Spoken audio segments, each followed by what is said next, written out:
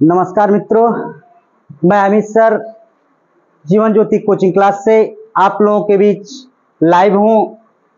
जैसा कि आज एनसीएफ 2005 के बारे में चर्चा करने के लिए मैं उपस्थित हूं, उससे पहले मैं आपको बता दूं कि मेहनत इतनी ज्यादा करें कि खामोशी भी आपके साथ मुस्कुराना शुरू कर दे।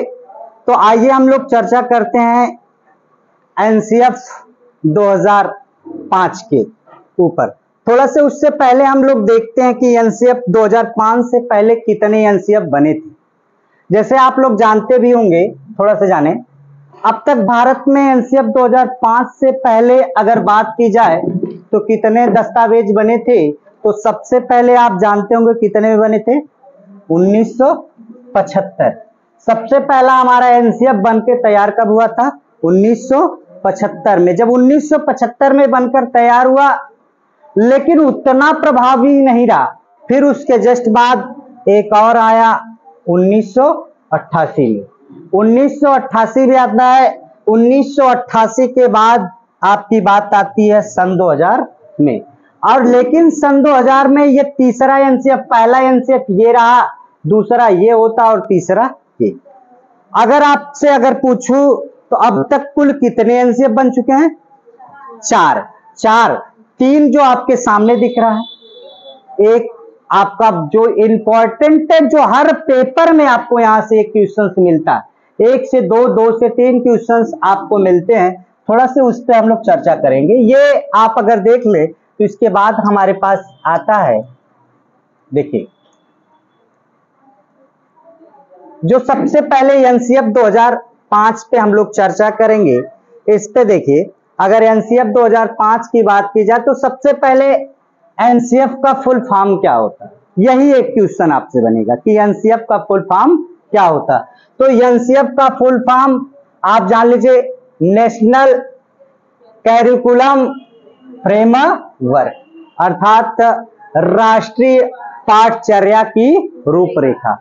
मतलब ऐसा रूपरेखा तैयार किया जाए, ऐसी व्यवस्था तैयार किया जाए जिसमें बच्चा बोझ मुक्त शिक्षा, लर्निंग बाय विदाउट बर्डन, मतलब बोझ मुक्त शिक्षा जिसमें कोई बच्ची के ऊपर किसी भी प्रकार का बोझ न रहे, न उसको अतिरिक्त क्लास देने की बात हो, न अतिरिक्त उन्हें पढ़ाने की जरूरत हो, न उनको अतिरिक्त क्या आप अलग से होमवर्क दे सकते हैं, ना ही उन्हें मार सकते। किसी भी प्रकार से बच्चों को ना अतिरिक्त आपका प्रश्न होगा। मतलब शिक्षा एक ऐसी शिक्षा की बात की गई जिसमें बच्चा कैसे होना चाहिए, शिक्षा एक ऐसी शिक्षा होनी चाहिए जिसमें बच्चा स्वतंत्र सर्वांगीण विकास करे, वो भी खुले वातावरण। पहले बच्चा एक 4 दीवारी के अंदर शिक्षा ग्रहण करता था, लेकिन अब कहा गया एनसीएफ 2005 में कि लर्निंग बाय डूइंग, अर्थात बच्ची को क्या करना है, करके सीखना है। और अध्यापक को क्या करना है, शिक्षा के क्षेत्र में, अर्थात बच्चे को किसी भी चीज को दिखाकर तब सिखाना है। जैसा कि मैं चर्चा आपको पहले भी कर चुका, आज भी बता दूं कि बच्चों को आज अध्यापक क्या कर रहे हैं, टूर पे तो नहीं ले जा रहे हैं, लेकिन अपने खुद टूर पे चले जा रहे हैं। जुलाई नहीं, आपका 20 मई आई, उसके बाद मास्टर साहब लोगों की क्या हो जाती है, टिकट कट जाते हैं और वो कहाँ पहुंचते हैं, घूमने के लिए। तो हम लोग भी चलेंगे, अभी नौकरी मिल जाता है, नौकरी मिल जाएगी तब ना चलेंगे कि उससे पहले ही चलेंगे, उससे पहले ही चलेंगे तो घर वाले मार के भगा देंगे, ये जान लीजिए। अब इसके बाद एनसीएफ 2005 के अध्यक्ष कौन रहे, प्रोफेसर यशपाल साहब थे। ये कौन थे, प्रोफेसर यशपाल साहब थे। आपसे यह प्रश्न पूछा जाएगा कि एनसीएफ 2005 के अध्यक्ष कौन थे, तो आप बताएंगे कौन थे, प्रोफेसर यशपाल साहब थे। अगर बात की जाए इनका क्या है, अर्थात शिक्षा के क्षेत्र का प्रमुख दस्तावेज। जैसे हमारे देश को चलाने के लिए किसकी आवश्यकता पड़ती है, संविधान की आवश्यकता पड़ती, ठीक उसी प्रकार से इस शिक्षा को चलाने के लिए किसकी आवश्यकता पड़ती है, शिक्षा के दस्तावेज की आवश्यकता पड़ती कि किस प्रकार से शिक्षा चलेगी। ठीक है, उस पे एक आधारित कानून तैयार किया गया। उसी कानून को हम लोग क्या कहें, एनसीएफ 2005, जिसपे काफी कुछ शिक्षा के क्षेत्र में क्या हुआ, सुधार हुआ। अर्थात राष्ट्रीय पाठचर्या का प्रमुख उद्देश्य रहा शिक्षा बिना बोझ के, मतलब बच्चों को आप अतिरिक्त क्लास नहीं दे सकते हैं। लेकिन अब जो आपके आधुनिक जमाने में आया है, जो आप देख रहे हैं टाई बेटा जुल्ट वाले, मतलब बच्चे को क्या किया जाता है, टाई पहना दिया जाता है, बैग लगा दिया जाता है, और फिर उसके बाद उनके पूरे एक झोला भर किताब, मतलब कम से कम 10 किलो बोझ लेकर बेचारा बच्चा ऐसे लटकते हुए क्या करता है, सुबह उठेगा और विद्यालय जाएगा, और विद्यालय से वापस आया कि थोड़ा से खाना वाना खाया, आराम किया, फिर उसके बाद बच्चे को क्या कर दिया जाता है, चल चल चल उठ उठ ट्यूशन जो, या फिर ट्यूशन वाले मास्टर आ जाते हैं। लेकिन ये एनसीएफ ऐसा नहीं कहता। एनसीएफ क्या कहता है कि आप क्या करिए, ऐसी शिक्षा को दीजिए जिसमें बच्चे के ऊपर कोई किसी भी प्रकार का बोझ ना हो, अर्थात बोझ मुक्त शिक्षा। सबसे बड़ी थीम्स अगर बात की जाए तो यही थी कि हमारी बोझ मुक्त शिक्षा, शिक्षा पे हमें किसी भी प्रकार का बर्डन, अर्थात लर्निंग विदाउट बर्डन, जिसमें कोई भी क्या करें, भार न रहे। ये चीज अगर आप समझ गए हो तो एनसीएफ का full form national curriculum framework, जिसको हम क्या कहते हैं, राष्ट्रीय पाठचर्या की रूपरेखा। एनसीएफ के अध्यक्ष कौन रहे, तो प्रोफेसर एसपाल थे। अच्छा ये आप बता दीजिए, एनसीएफ के अध्यक्ष प्रोफेसर एसपाल थे, ये कौन से मंत्रालय के अंतर्गत आता है, मानव संसाधन विकास मंत्रालय के अंतर्गत आता है, जिसको मैंने आपको पढ़ाया भी था, थोड़ा से देख लीजिए। अगर मैं बात कर लूं आगे क्या होता है इसके बारे में समझिएगा।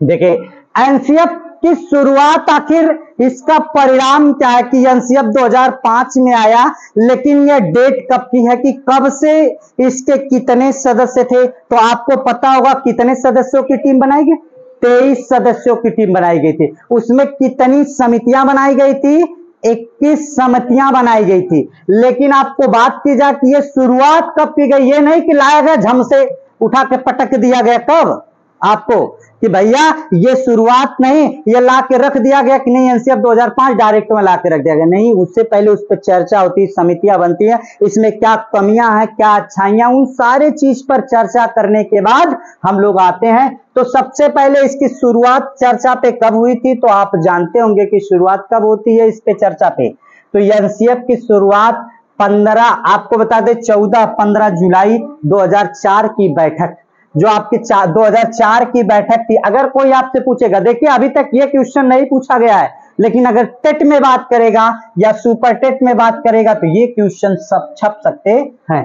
मान लीजिए सीटेट में ना छपे, लेकिन यह आपको छपेगा, कब छपेगा, सुपर टेट या टेट में, कि एनसीएफ 2005 की वास्तविक बैठक कब हुई थी, तो आप सीधे मार के आएंगे 2005, और आप जानते कि कहेंगे कि एनसीएफ 2005 तो लागू भी हुआ था, तो 2005 नहीं रहेगा, लेकिन नहीं, ये कब लागू किया गया था, एनसीएफ 2004 को सबसे पहले, 5 में तो लागू किया गया, लेकिन कानून कब बनाया गया, तो कानून कब बनाया गया, 2004 में। जिस तरीके से आपको बता दें कि एनसीएफ 2005 को अभी भी पूर्ण रूप से लागू नहीं किया गया, न एनईपी 2020 को पूर्ण रूप से लागू कर पाए। क्यों?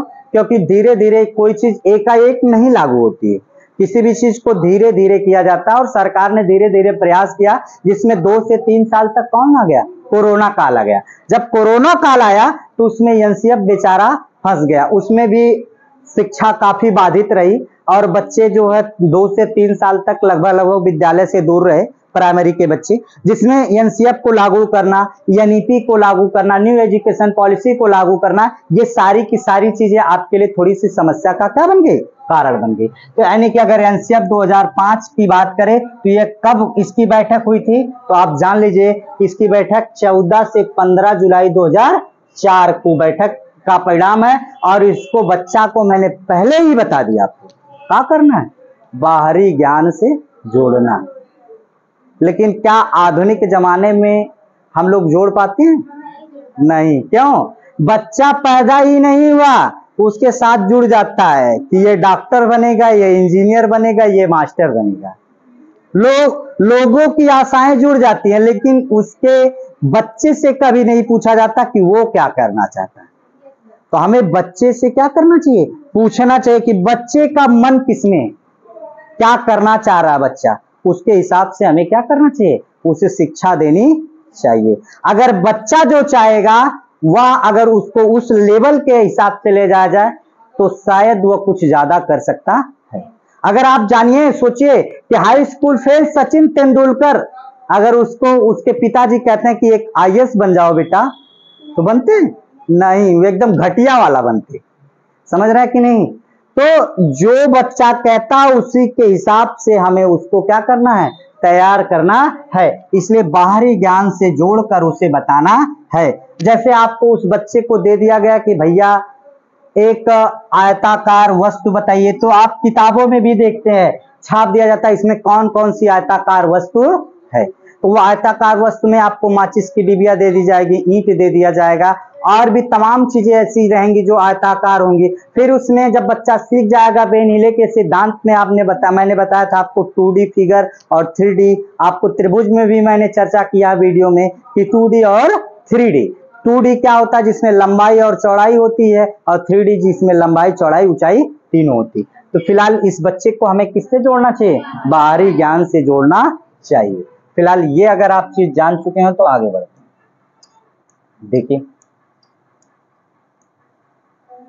ये देखिए, मैंने आपसे अभी बात किया NCF 2005 किस मंत्रालय के अंतर्गत आता है?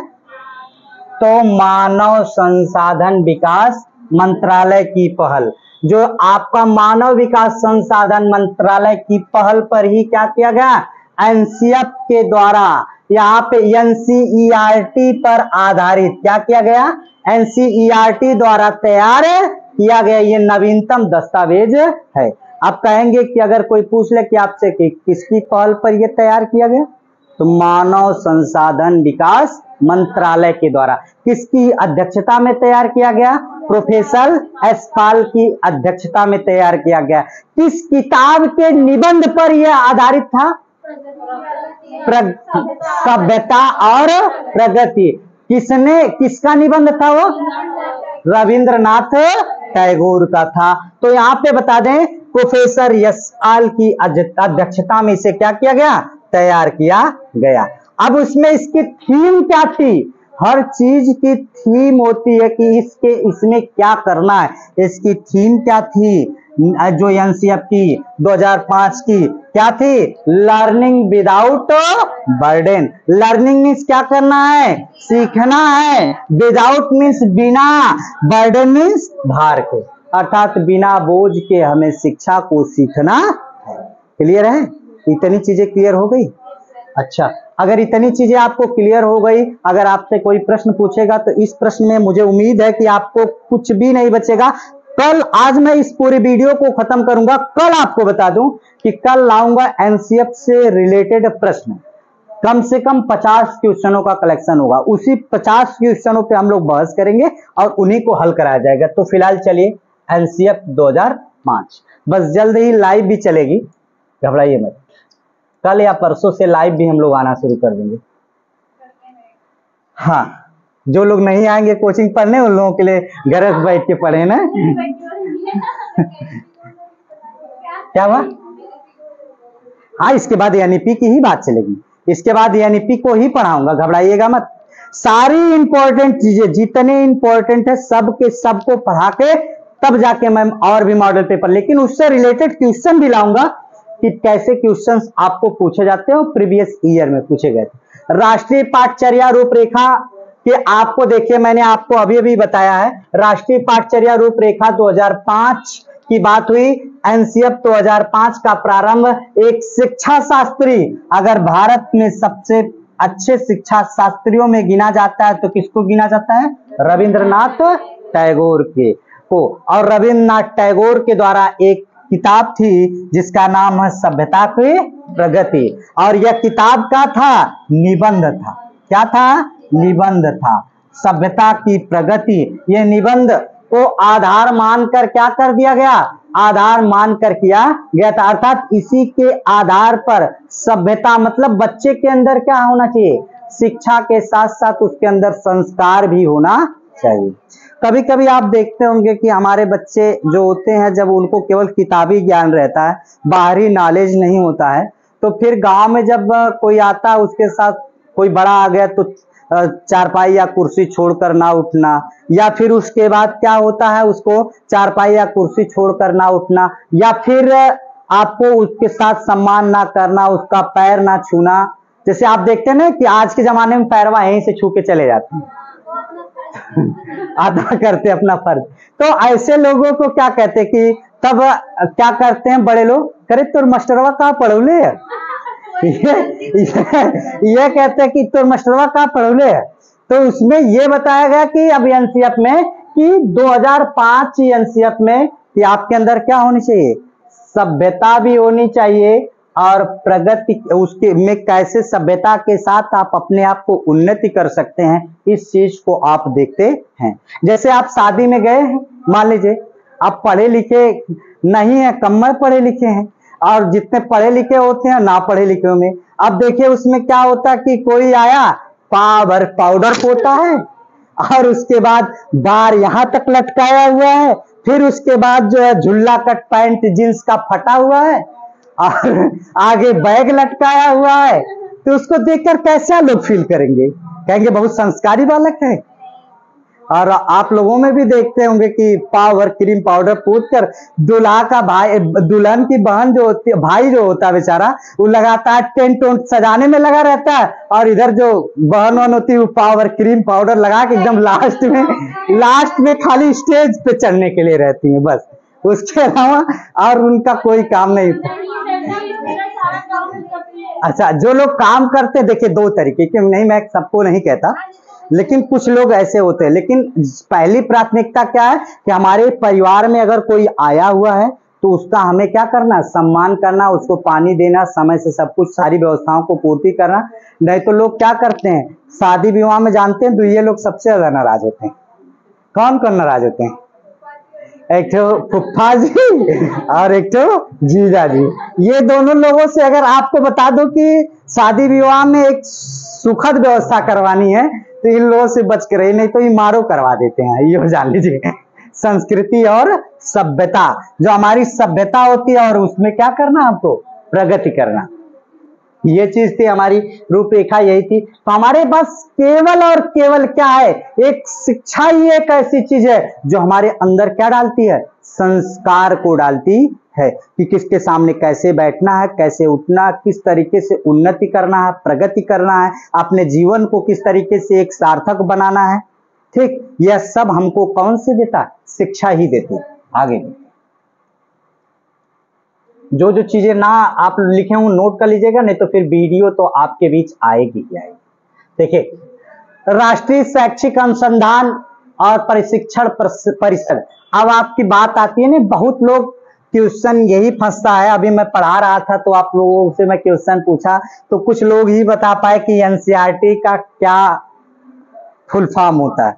तो एनसीईआरटी का फुल फॉर्म क्या होता है हिंदी में, राष्ट्रीय शैक्षिक अनुसंधान और प्रशिक्षण परिषद, या अंग्रेजी में कह लीजिए एनसीईआरटी को national council of education research and training. और इसका कार्य क्या था, जरा इसके बारे में समझिए। भारत सरकार द्वारा स्थापित संस्थान है जो विद्यालयी शिक्षा से जुड़े मामले पर, विद्यालयी शिक्षा से जुड़े मामले पर केंद्र सरकार और क्षेत्रीय सरकार को सलाह देने के उद्देश्य से स्थापित की गई है। अर्थात आपको बता दें, केंद्र सरकार और कौन सी, राज्य सरकार की सलाह देने पर क्या है, ये स्थापित की गई है। थोड़ा सा इसके बारे में हम लोग देख लेते हैं, आपका देख लीजिए। अब क्या होता है कि जो केंद्र सरकार होती है, एक आप जानते होंगे अभी केबीएस आई, केबीएस थी, और उसके बाद बता दो, इसके बाद आपके राज्य सरकार में शिक्षाएं जो होती, उन शिक्षाओं में समय समय पर कैसे सुधार किया जाएगा, कितना जैसे पहले जो यूपी बोर्ड था उसमें आप लोगों ने देखा होगा कि बड़ी मोटी मोटी किताबें पढ़नी पड़ती थी। कक्षा 12 में मैंने बताया ना कि 6 किताबें पढ़नी पड़ती थी मैथ की, और आपकी जो भौतिक विज्ञान 2-2 किताबें इतनी इतनी मोटी होती थी। एक एक किताब में एक एक प्रश्नावली में 120-20 प्रश्न हुआ करते और उसको हल करना पड़ता था। और आते कितने थे? उतनी मोटी किताब 37 तो चैप्टर, उसमें से आता कितना था आपका? मात्र 35 नंबर।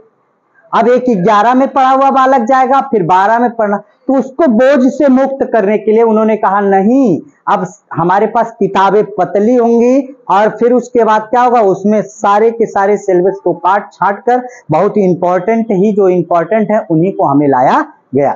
इसके बाद आपको बता दे, यही समय समय पर सुधार करना किसका काम है? एनसीईआरटी का, जिसका फुल फॉर्म राष्ट्रीय शैक्षिक अनुसंधान और प्रशिक्षण परिषद होता है, और अंग्रेजी में कह दीजिए तो national council education research and training होता है। ये नोट कर लीजिए, आपसे अगर जिस दिन आप शिक्षक हो जाएंगे ना, उस दिन पहले ही ये प्रश्न पूछा जाएगा, एनसीईआरटी का फुल फॉर्म बताइए। या आप कहते हैं हम एनसीईआरटी पढ़ रहे हैं, तो एनसीईआरटी कोई मिल गया कहेगा कि एनसीईआरटी फुल फॉर्म बता दीजिए, अब फुल फॉर्म आपको एनसीईआरटी का पता ही नहीं है, तो फिर समस्या है। हर जगह गूगल बाबा तो मिलेंगे नहीं, अब तत्काल में लिखेंगे भी तो देख लेंगे नकल मारत हो, इसलिए याद होना चाहिए एनसीईआरटी का फुल फॉर्म। हो सकता है कि केबीएस की जो आप देख रहे होंगे कि इंटरव्यू लेना है अभी, उसमें भी पूछे जा सकते हैं क्वेश्चन, कुछ भी आ सकता है दिमाग में। एनसीएफ से क्वेश्चन पूछेंगे ही पूछेंगे, और एनसीएफ की ट्रेनिंग दी जाएगी केबीएस में अगर आपका सिलेक्शन होगा। एनसीएफ की ट्रेनिंग होगी और इसी पे आधारित कि बच्चे को मारना नहीं है, बच्चे को ये नहीं करना, बच्चे को वो नहीं करना, सारी की सारी व्यवस्थाओं को दिया जाएगा। अभी रुक जाएं, अच्छा ठीक, नोट कर लीजिए।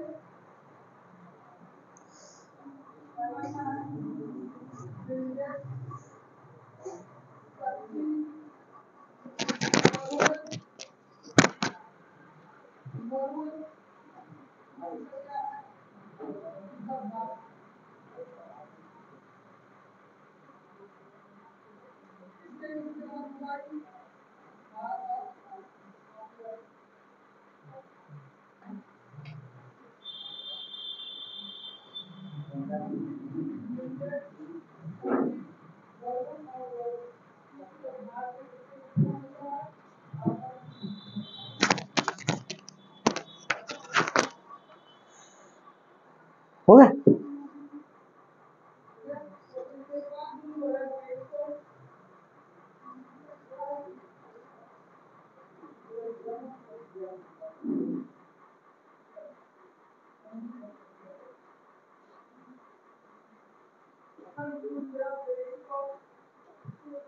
हो गया? आगे देखिए,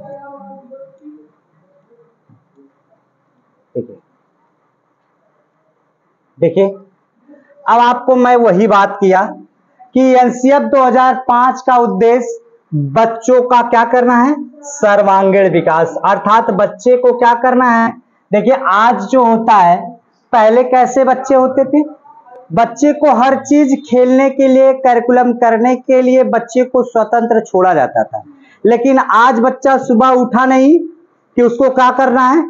विद्यालय गया, हॉर्न पी पी मारते हुए बस आ गई, पहुंच गई, फिर उसके बाद आया घर पे बच्चा, फिर बच्चे को क्या कर दिया गया? विद्यालय से होमवर्क मिल गया है, विद्यालय से होमवर्क मिलने के बाद बच्चा घर पे आया, कुछ खाया हुआ, तब तक ट्यूशन के टीचर आ गए, और ट्यूशन के टीचर आ जाते हैं, फिर वह बेचारा ट्यूशन का टीचर होमवर्क देकर चला जाता है और दिन भर वह बेचारा उसी में लगा रहता है। तो बच्चे को, और पहले प्राइमरी में बच्चों को किस तरीके से शिक्षा दी जाती थी? अगर शनिवार का दिन होता था तो कल्चरल एक्टिविटी होती थी, कल्चरल एक्टिविटी में आपको बता दे कोड़ा मार हो जाता था, एक लुका छुपी हो जाता था, या फिर उसके बाद आपके पास कौन सी और भी खेल हुआ करते थे, गीत संगीत का कोई कार्यक्रम हो जाता था, कबड्डी हो जाती थी, क्रिकेट हो जाती थी, तमाम खो खो हो जाता था, तमाम को करिकुलम को किया जाता था, जिससे बच्चे का दिमाग सर्वांगीण विकास करता था। लेकिन आज क्या कर रहे हैं बच्चों को हम लोग? भले एनसीएफ लागू हुआ है, लेकिन हम लोग किताबों का क्या बना रहे हैं? बच्चों को कीड़ा बनाते हैं। तो एनसीएफ कहता है नहीं, बच्चों को अब किताब का कीड़ा बनाने की जरूरत नहीं है, अर्थात बच्चों को सर्वांगीण विकास करना है और उन्हें क्या करना है? बाहरी शिक्षा से जोड़ना है। बाहरी शिक्षा से जोड़ना है। जैसे बाहरी शिक्षा से मतलब उनको ले चल के क्या किया जाए, दिखाया जाए। और आप लोगों को हम लोग कहाँ लेवाक चलेंगे दिखाने के लिए? सबसे पहले दत्तात्रेय, फिर दुर्वासा, फिर कहाँ लेके चले? राजघाट। अब बनारस नहीं चलेंगे?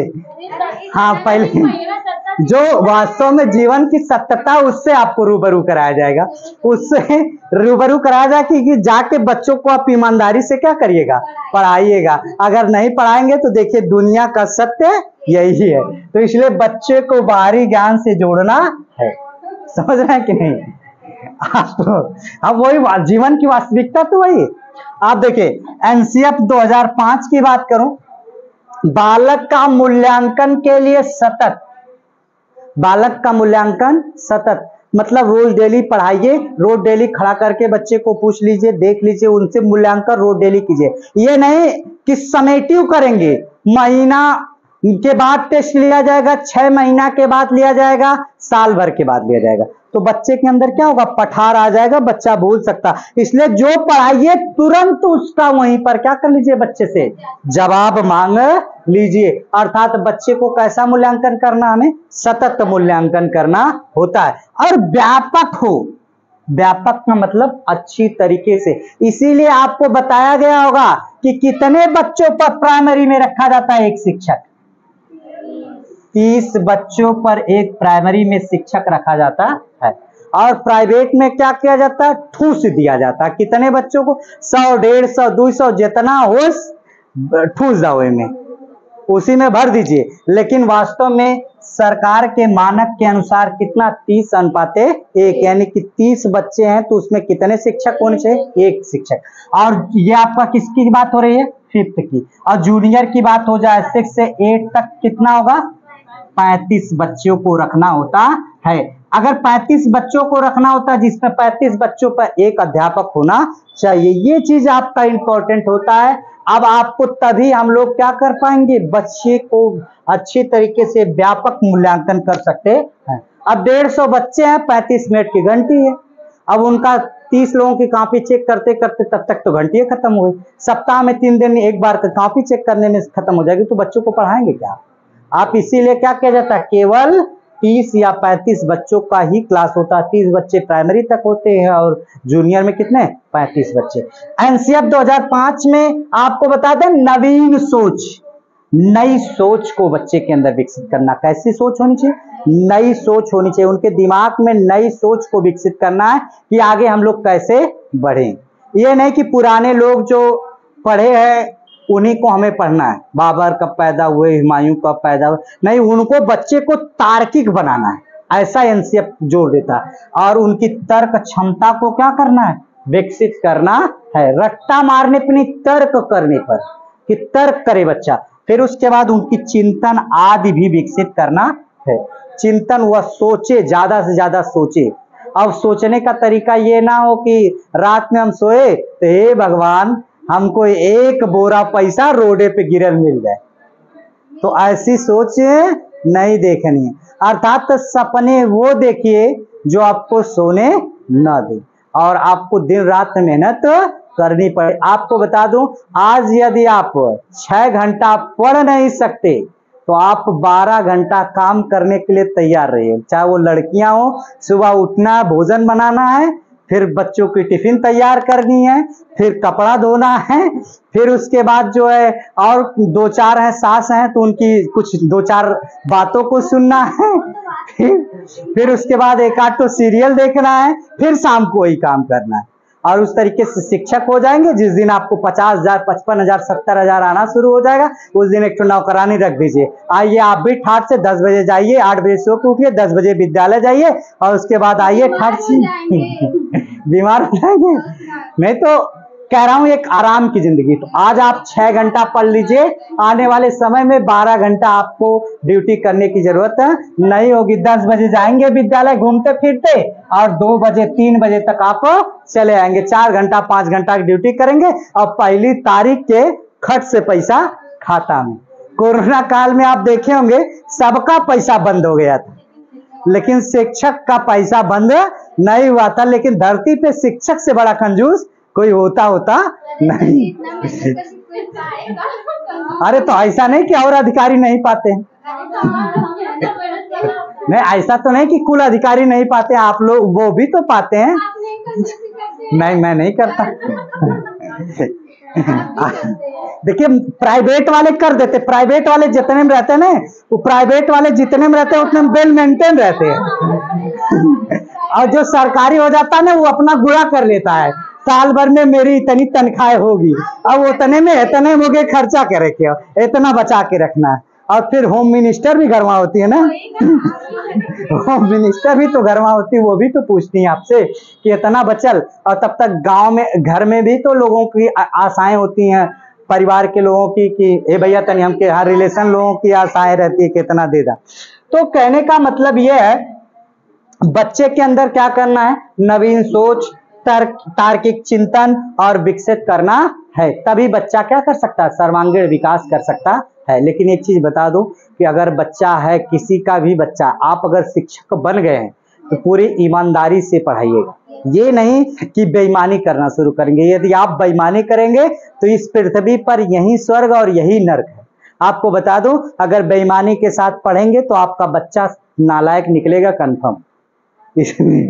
हाँ, और किसी भी कहते हैं ना कि the father give me us the body, the father give me us the body, पिता केवल हमें क्या करता है, शरीर देता है।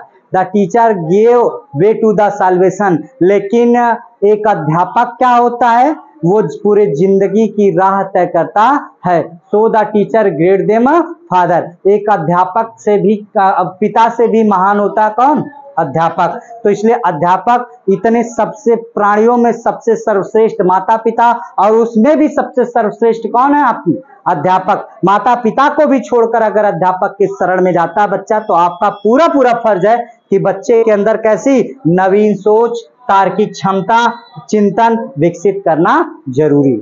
चलिए इतनी चीजें अगर आप समझ गए हो तो आगे बताओ ना, अगर ना लिखे होंगे तो वीडियो फिर आगे देख के एक बार उसमें से नोट कर लीजिएगा। देखिए एक चीज जानिएगा, आपको बता दूं,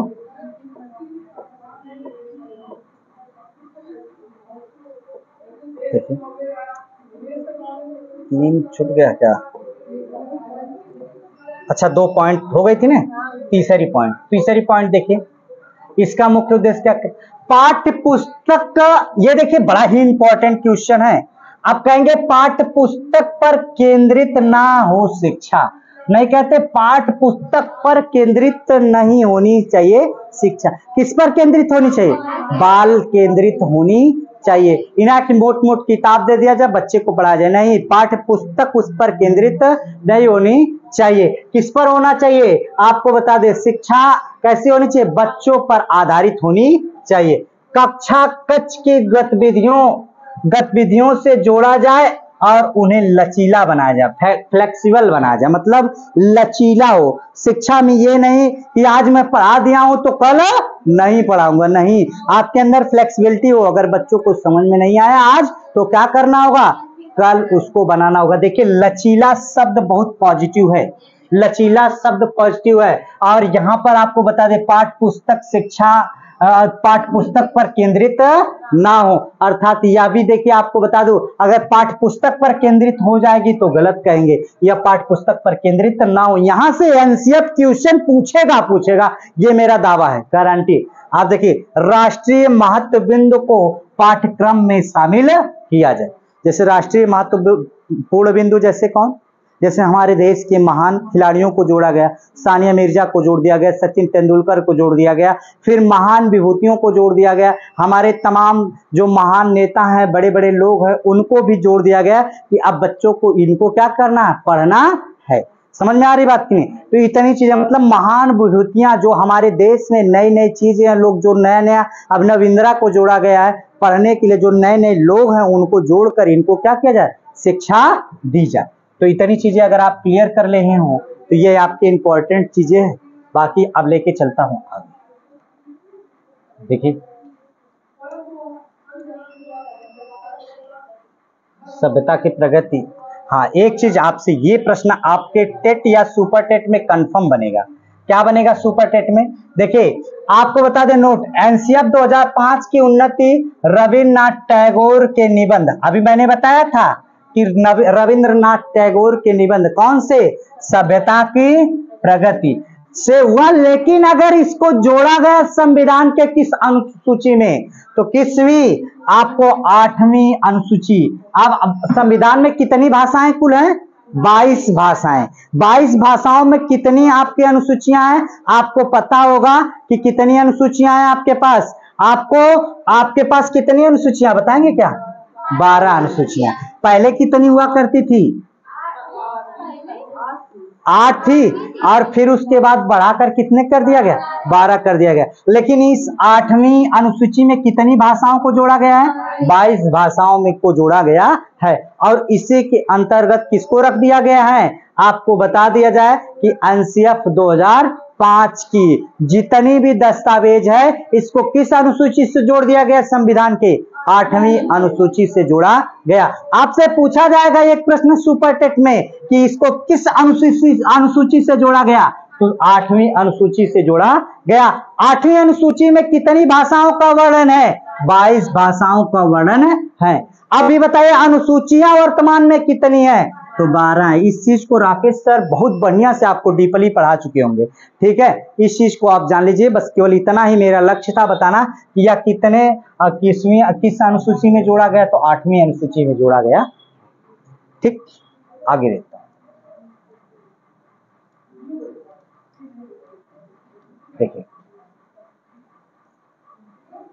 एक चीज देखिए, एनसीएफ के महत्वपूर्ण बिंदु जो इंपॉर्टेंट है पॉइंट्स है, थोड़ा सा इसके बारे में समझते।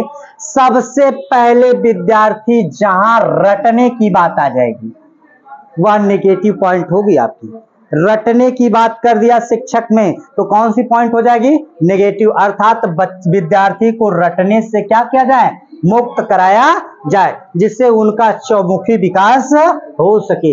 यहाँ अध्यापक क्या करता? पढ़ा देता, कहता है कि रट के कल आया। रट के नहीं, आप करके सीखिए, करके सिखाने का प्रयास किया जाए। अर्थात उस बच्चे का क्या किया जाए? चौमुखी विकास हो सके, सर्वांगीण विकास हो सके। और शिक्षा कैसी होनी चाहिए? बाल केंद्रित होनी चाहिए। अर्थात अगर आपसे पूछे कि ये शिक्षा अध्यापक केंद्रित होना चाहिए तो गलत है। अगर आपसे पूछा जाए पुस्तक केंद्रित होना चाहिए तो गलत है। अगर पाठ्यक्रम केंद्रित होना चाहिए तब भी क्या है? गलत है। शिक्षा कैसी होनी चाहिए? बाल केंद्रित होनी चाहिए। अर्थात बालक के अनुसार शिक्षा होनी चाहिए। बालक को कोई रटने की बात नहीं करनी है, यानी कि बालक को किसी प्रकार से रट्टा नहीं मरवाना है, न उनको याद करवाना।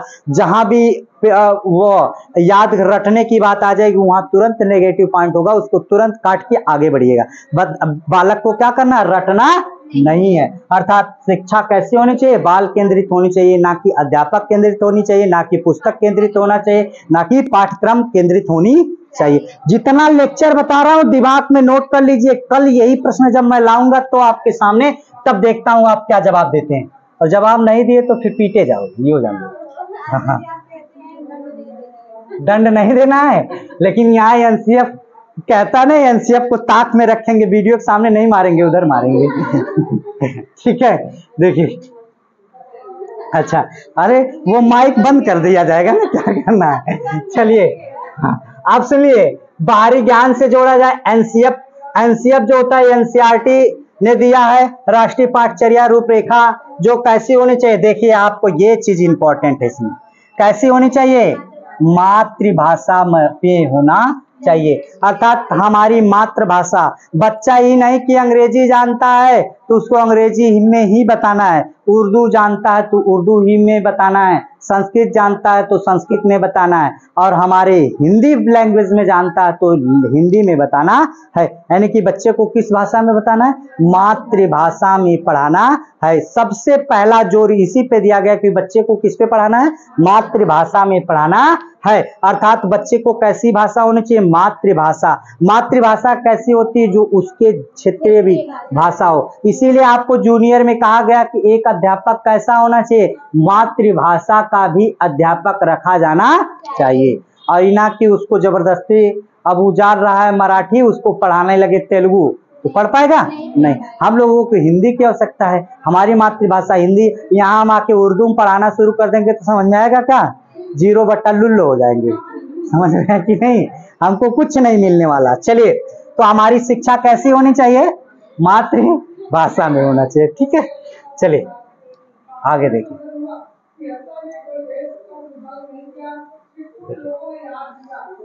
आपको पाठ्यक्रम कैसा होना चाहिए? पाठ्यक्रम ज्यादा से ज्यादा कैसा होना चाहिए? व्यवहारिक होना चाहिए। व्यवहारिक कौन सा है?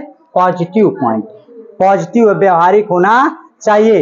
पाठ्यक्रम की पाठ्यचर्या रूपरेखा एनसीईआरटी जो होता है पाठ्यक्रम में सुधार लाने हेतु अपनाया गया है और यह सुधारात्मक कदम है। पहले मैंने बताया ना कि बड़ी बोझ भरी शिक्षा हुआ करती थी, लेकिन अब उसको धीरे धीरे क्या कर दिया गया? खत्म कर दिया गया, बच्चे को उसके हिसाब से पढ़ाया जाए। देखिए, आपको एनसीएफ 2005 की बात थी कि यह कब शुरू हुआ था, तो मैंने बताया था आपको कि कब शुरू हुआ था। 14 से 15 जुलाई 2004 की बैठक का परिणाम है। इसमें मैंने बताया था आपको कि कौन सा मेन इंपॉर्टेंट है कि बच्चा किस में होना चाहिए? मातृभाषा में सीखना चाहिए। अर्थात बच्चा कैसे सीखेगा? मातृभाषा में, अर्थात जिस क्षेत्र का वह बच्चा होगा उस भाषा में उसे सीखने की जरूरत है। आगे देखिए, इस चीज को आपने पढ़ चुका था, तो अब आप क्या अगले टॉपिक पे आते हैं हम लोग। क्या है देखे, थोड़ा से बचा हुआ, फिर अभी अब क्वेश्चन पे आते हैं। देखिए, आपको बता दें कि ये पाठ्यक्रम कैसा होना चाहिए, इसके बारे में ज्यादा से ज्यादा जानें। लचीला होने के साथ साथ बच्चे को क्या होना चाहिए? व्यवहारिक होना चाहिए। कैसा होना चाहिए? व्यवहारिक होना चाहिए। व्यवहार में उसके परिवर्तन हो। ये नहीं कि पढ़ के लड़का अगर कह दिया जाए मैथ पढ़ाने का क्या लक्ष्य है, तो बच्चा को ऐसा नहीं कि मैथ पढ़ाने के बाद उसका मेन लक्ष्य क्या होता है। आप लोग देखते होंगे कि आप कहते हैं कि मेन लक्ष्य पैसा कमाना। जैसे आप सरकारी टीचर बनना है तो आप क्या कहते हैं कि सरकारी टीचर बनेंगे, तो आपका ये मेन लक्ष्य नहीं होगा कि सर जी हम बच्चों को खूब मेहनत से पढ़ाएंगे। आपका मेन लक्ष्य क्या होता है? खूब देर का पैसा कमाएंगे। लेकिन नहीं, बच्चे को मैथ पढ़ाने का मतलब उसके सामाजिक, सांस्कृतिक सभी ज्ञान में क्या हो? परिवर्तन हो, जिससे अपने दैनिक जीवन में उस गणित का इस्तेमाल वो कर सके। अर्थात उसके व्यवहारिक जीवन में परिवर्तन होना चाहिए। और एक चीज जानिए, यह राष्ट्रीय पाठचर्या की रूपरेखा 2005 जो किस पे आधारित, अगर आपसे पूछा जाए तो किस पे आधारित है? एनसीईआरटी पर आधारित है। जरा एनसीईआरटी का फुल फॉर्म बता दीजिए आप लोग। तो national council of research education research training, यही ने बताया गया था। आगे हाँ, एजुकेशनल रिसर्च ट्रेनिंग। आपकी बात हुई कि पाठ्यक्रम में सुधार लाने हेतु तो क्या अपनाया गया था? एक सुधारात्मक कदम उठाया गया था। वह सुधारात्मक कदम कौन सा था? एनसीएफ 2005 था। इसी रूपरेखा के अनुसार बच्चे को क्या करना होता है? पढ़ाया जाता है। मतलब कि यह एक स्ट्रक्चर तैयार होता है कि जिसपे अध्यापक भी अपनी सीमा को ना लागे और बच्चा भी अपनी सीमा को ना लागे। पहले क्या होता था, जैसे हम लोग जब विद्यालय में पढ़ते थे, अगर गार्जियंस आ जाते थे तो क्या होता था? गार्जियंस आ जाता था तो बच्चा डरता था कि कहीं ऐसा ना हो कि गुरुजी से शिकायत कर दे मास्टर साहब। और लेकिन आज क्या हो रहा है? आज आपको क्या हो रहा है? आज आप देखते होंगे कि अगर बच्चा आ रहे हैं गार्जियन, तो बच्चा कॉलर टाइट कर रहा है कि हमारे सर जी देखत हम अब बताइए, घबरा मत। तो क्या हो रहा? पहले क्या होता था? गार्जियन शिकायत करने के लिए आता था, लेकिन आज क्या हो रहा है? गार्जियंस बच्चों को एक तरीके से कह लीजिए कि शिकायत नहीं, मास्टर की शिकायत करने आ रहे। ये हाँ, उलाहना लेकर आते हैं। आपका एनसीएफ इतनी आजादी दे दिया कि बच्चे को क्या करना है? पीटना कूटना नहीं। और हम लोगों के जमाने में क्या होता था? लत्तम गुस्सम, जितना पढ़ा मास्टर साहब मारे और घर पे मारे कोई बात नहीं। आज अगर मास्टर साहब मार देंगे और आप लोग मार देंगे तो क्या होगा? अगवा घेर लिए, कट्टा सटा दिए। अब कट्टा ना कहीं घरे वाले ज्यादा जबरदस्त रहना तो फिर ओकरे बाद समस्या ढेर हो जाए। इसलिए बच बचा के पढ़ाइएगा आप लोग, जब नौकरी पा जाइएगा तो ठीक है। हाँ परेशानी है, पैसा कमाना है तो थोड़ा से परेशानी से जूझना पड़ेगा। तो ये सुधारात्मक कदम था। आगे की टॉपिक क्या थी हमारी, देखिए एनसीएफ 2005 जो आपकी बात थी, एनसीएफ 2005 में बालक के प्रति दृष्टिकोण कैसे होना चाहिए। प्रत्येक बच्चों में सीखने की गति अलग होती है। ये नहीं कि हम जो तेज तर्राक लड़के होते हैं उन्हीं को केवल पढ़ाएं, कभी नहीं।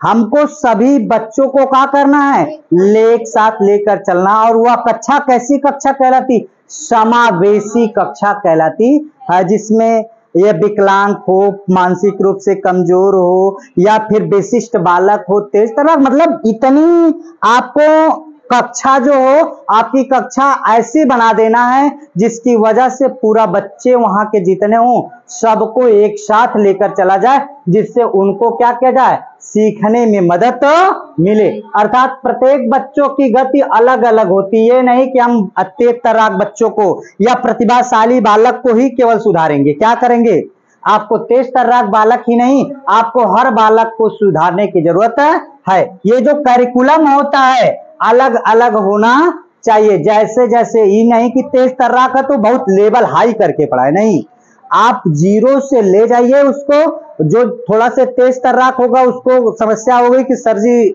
जो ना एकदम छोटका छोटका पढ़ा रहे हैं, नहीं, जीरो से ले जाए, फिर धीरे धीरे धीरे धीरे धीरे धीरे एक कह लीजिए आप मूर्त से किधर की तरफ ले जाइए, अमूर्त की तरफ ले जाइए। पहले मूर्त उसको दिखा कर प्रयास करिए, सीखिए, फिर उसके बाद उससे धीरे धीरे धीरे धीरे किस पे लेके चला जाए, अमूर्त की तरफ ले जाया जाए। एक मजबूत उसका रीढ़ और एक आधार तैयार किया जाए। तो अलग अलग का मतलब जैसे जैसे बच्चा सीखना चाहता है उसके अनुसार, क्योंकि पाठ्यक्रम भी किसके अनुसार होना चाहिए, अब बच्चों के अनुसार होनी चाहिए। कितनी समितियां बनाई गई एनसीएफ में, एनसीएफ में 23 समितियां थी, सदस्य 23 थे, सदस्य 23 थे, समितियां कितनी थी, 21 थी। ऐसे ही बोलेंगे तो गया नंबर। अभी नहीं आया तो मैं पूछ रहा हूं ना क्वेश्चन, अभी क्वेश्चन तो अभी कियागा। अभी ये तो देखिए सीटेट का मैं क्वेश्चन करा रहा हूं। सीटेट में जो होता क्या होता कि आप जानते हैं कि कॉन्सेप्चुअल क्वेश्चन आते हैं, तो ऐसे छोटे क्वेश्चन नहीं पूछे जाएंगे। फैक्चुअल क्वेश्चन आपको सुपर टेट में या टेट में देखने को मिलेगा, तो थोड़ा से देखिएगा। हाँ देखिए डिफिकल्ट इसलिए देते हैं ना कि कोई भी कोचिंग संस्था इसलिए डिफिकल्ट देती है कि आप अगर डिफिकल्ट दी जाएगी तो आपको हेरिटेट होंगे कि आपकी सर जी मुझे क्या करना चाहिए, मुझे इनकी किताब पढ़नी चाहिए या इस कोचिंग संस्था से ज्वाइन होना चाहिए, इस वजह से वो डिफिकल्ट देते हैं। आप जब कठिन क्वेश्चनों को कर लेंगे तो आपको आसान क्वेश्चन करने में बहुत समय नहीं लगेगा, समझ रहे कि नहीं, इसलिए आपको वो कठिन देते हैं। तो बहुत ज्यादा घबराने की जरूरत नहीं, ओनली फॉर यूथ। अगर आप यूथ बढ़िया से पढ़ लेते हैं तो आपका बेड़ा पार हो जाएगा, ये जान लीजिए, ठीक है। तो फिलहाल आपको मैं बता दूं अलग अलग होनी चाहिए। शिक्षक को भी क्या करना चाहिए, शिक्षक को चाहिए कि वह बच्चों को अपने हिसाब से सिखाने का क्या दें, मौका दे। सिखाने का कि सीखने का, सीखने का मौका दें। बच्चे को अगर ज्यादा सिखाना है तो उसमें अध्यापक ज्यादा हस्तक्षेप ना करे तो अच्छा। थोड़ा से ये कह लीजिए कि समय तो लगेगा उसको सीखने में, समय लगेगा मूर्त चिंतन करने में, लेकिन वह जो सीख लेगा वो मजबूत सीखेगा। अमूर्त डायरेक्ट हम शॉर्टकट विधि अपना लेते हैं, शॉर्टकट बता देते हैं हर क्वेश्चन में। बच्चे को बिना स्ट्रगल किए हुए हम लोग क्या करना शुरू कर देते हैं, हर क्वेश्चन में बिना स्ट्रगल किए हुए बच्चे को दे देते हैं सामने से कि लीजिए आप लगाइए, तो वहां पे बच्चा क्या करता है उसको भी आसानी हो जाती है। जैसे मैं अगर हर क्वेश्चन को सॉल्व कर दूं तो आप किताब को छूने जाएंगे, नहीं जाएंगे छूने, और नहीं छूने जाएंगे। आज भी मैं जो पेपर कराऊंगा उसमें 2-4 क्वेश्चन छोड़ूंगा आपको कि बताने के लिए कि इसको खोज के लाइएगा, और नहीं आएगा तो बाकी मैं बताऊंगा अगले वीडियो में। आपको बता दूं वह बच्चा अपने हिसाब से सीखे, इसलिए उसको क्या करना, इतना मौका देना चाहिए। फिलहाल आगे देखते हैं क्या होता है। ये था एनसीएफ चीजें। देखिए एनसीएफ में शिक्षक के प्रति क्या होता है, दृष्टिकोण। एनसीएफ में जो शिक्षक के प्रति दृष्टिकोण कैसा होना चाहिए, शिक्षक जो होना चाहिए, शिक्षक ज्ञान का स्रोत नहीं है। लीजिए एनसीएफ कहता है शिक्षक ज्ञान का स्रोत नहीं है। तो शिक्षक है क्या, कैसा स्रोत है? अगर शिक्षक की बात किया जाए तो आपको वो शिक्षक केवल बच्चे की मदद कर सकता है, उसका स्रोत नहीं है। शिक्षा, बच्चा चाहे तो आपको अपने से भी सीख सकता है। देखिए बड़ी बड़ी कोचिंग संस्थाएं या आप ही लोगों को मैं अगर इतनी संख्या में पढ़ा रहा हूं, बच्चों को इतनी संख्या में पढ़ा रहा हूं, तो क्या सभी लोग सफल हो जाएंगे क्या? नहीं, सभी लोग नहीं सफल होंगे, कुछ लोग जरूर रह जाएंगे और कुछ लोग टॉप कर जाएंगे। तो कैसे टॉप करेंगे वो? उनकी भी मेहनत होती है। शिक्षक करता क्या है, एक मार्गदर्शन देता है, केवल उस मार्गदर्शन पर बिल्डिंग तैयार करना, नींव भरने का काम करता है, और उस पे बिल्डिंग तैयार करना एक बच्चे का ही काम होता है। तमाम आपको बता दो कि बच्चों को पढ़ाया जाता है एक साथ बैठाकर, लेकिन उसमें से कुछ आईएएस बन जाते हैं, कुछ पीसीएस बनेंगे, कुछ आपके क्या बन जाते हैं, चोर भी बन जाते हैं, कुछ डाकू भी बन जाते हैं, कुछ लुटेरा भी बन जाते हैं। तो जैसा बच्चा सीखना चाहता है उसी के हिसाब से शिक्षक बहुत ज्यादा नहीं, केवल शिक्षक एक मार्गदर्शन देता है। जिस तरीके से एक नदियां का पानी अगर निकलता है तो उसको बस क्या करना है कि रास्ता दे देना है कि ऐसे इस पानी को जाना है, वही काम केवल क्या होता है, शिक्षक का होता है। बाकी उस रास्ते को मंजिल तक तय करने का काम किसका होता है, बच्चे का होता है। आगे देखिए, केवल सुगम करता है जो चीजों को क्या करता है, सरल करके बताएंगे। जैसे मैं आपसे कहूं कि अभी मैं एक मानव नेत्र की बहुत बढ़िया वीडियो बनाया, 120 मिनट की 1 घंटा 20 मिनट की मैराथन चलाया, जिसको मैं कहा कि ये सुपर टेट के लिए बहुत इंपॉर्टेंट है। बहुत अंदर से जाकर सारी चीजों को मैंने कलेक्शन किया, बताया आप, लेकिन आप क्या करते हैं, उसको पढ़ना नहीं चाहते। तो उसमें मेरा कौन सा दोष है? ठीक, पूछने की जरूरत पड़ेगी। तो आपको क्या करना, मैं आपको पढ़ा दिया, लेकिन उसमें आपको उस चीज को कितना और तैयार करने की जरूरत है, ये आपके ऊपर डिपेंड करता है। यहाँ तो कितने लोग नोट्स भी नहीं बनाते हैं, नोट्स बहुत जरूरी होता है। आप अगर पढ़ते हैं तो उसका नोट्स बनाइए, नहीं तो फिर उसके बाद जिस दिन एग्जाम रहता है हमारे कुल अवत, लेकिन उसी में क्या होता है, जिस दिन एग्जाम दे के आते हैं उस दिन लगता है कि कुछ ना होता, और मेहनत के लिए जो सर जी जो मेहनत किए थे वो बहुत कम था, ऐसा कहते हैं हम लोग। कहते तैयारी ना रहे, अरे बुढ़ौतिया तक तैयारी नहीं, क्या तैयारी हुई? तो इसलिए जब नोट्स बनाए रहेंगे आप, तो 2 दिन 3 दिन पहले से लगातार उसमें क्या करते रहिए, तो उसको पलटते रहिए, एक एक चीजों को देखते रहेंगे, तो देखते देखते आपको क्या हो जाएगा, वह मजबूत हो जाएगा। तो देखिए शिक्षक का कार्य क्या होता है, किसी भी चीज को एकदम सुगम बनाना। तो चलिए आगे देखते हैं थोड़ा सा इसमें भी और क्या होता है। देखिए बच्चे जो होते हैं, आपको बता दें, बच्चे गणित की मूल संरचना को समझने के लिए क्या करते हैं, बीज गणित, अंक गणित और त्रिकोणमिति के सभी मूल तत्वों की समस्या समाधान की अनेक युक्तियों एवं परिणाम, सामान्य स्थिति विश्लेषण, अनुमान लगाने की पुष्टि करते हैं। अर्थात ये विश्लेषण की स्थिति, निगमन जिसको कहा गया, सामान्य स्थिति और ये अनुमान लगाने की स्थिति करते हैं, जिनकी पुष्टि करते हैं और जिससे उनकी क्या होती है, चिंतन शक्ति बढ़ती। समझ रहे हैं कि नहीं? फिलहाल इतना ये आपका था टॉपिक एनसीएफ, और एनसीएफ में सारी चीजें अब क्या हो गई, कंप्लीट हो गई। अब मैं आपको लेके आता हूं किस पे, क्वेश्चन पे। क्वेश्चन देखते हैं हम लोग कैसे क्वेश्चन आपके बनते हैं, थोड़ा सा इसके बारे में समझ लेते हैं। एक एक क्वेश्चन को हम लोग देखेंगे थोड़ा से कैसा होता है क्वेश्चन।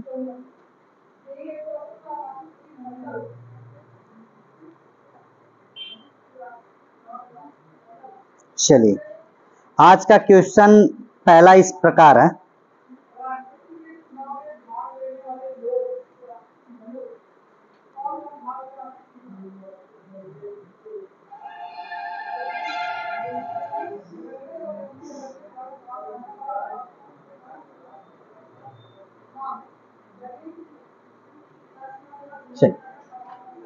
अगर मैं इस क्वेश्चन की बात करूं तो कुछ इस तरीके के क्वेश्चंस हमको मिलते रहेंगे। जरा इसमें बताइए इस क्वेश्चंस में हमारा क्या सही होगा, इसके बारे में समझिएगा। थोड़ा से पहला क्वेश्चन है आपके बीच, जरा इसके बारे में समझिएगा। इसमें बताइए कौन सा क्वेश्चन सही हुआ। राष्ट्रीय पाठचर्या रूपरेखा 2005 के अनुसार निम्नलिखित में से कौन सा बच्चे के गणित चिंतन को दर्शाता है? कौन सा गणितीय अवधारणाओं को सटीक परिभाषा देना। सटीक परिभाषा हो सकती है, ये नेगेटिव पॉइंट्स। आगे देखिए, सूत्रों तथा स्मरण करना, ये कौन सा पॉइंट? Negative point. याद नहीं रखना नहीं है उस बच्चे को, और शीघ्रता गणना करना। अब बताइए, शीघ्रता डायरेक्ट शॉर्टकट मेथड लगा दिया जाए तो बच्चा सीख पाएगा नहीं, तो क्या हो जाएगा? गणितीय प्रक्रिया विधियों को समझने की क्या लाना? योग्यता लाना। मतलब कैसे आपको क्या करना, सीखना है गणितीय प्रक्रिया विधियों को समझाने की योग्यता। ये था क्वेश्चन सही, D is the right answer.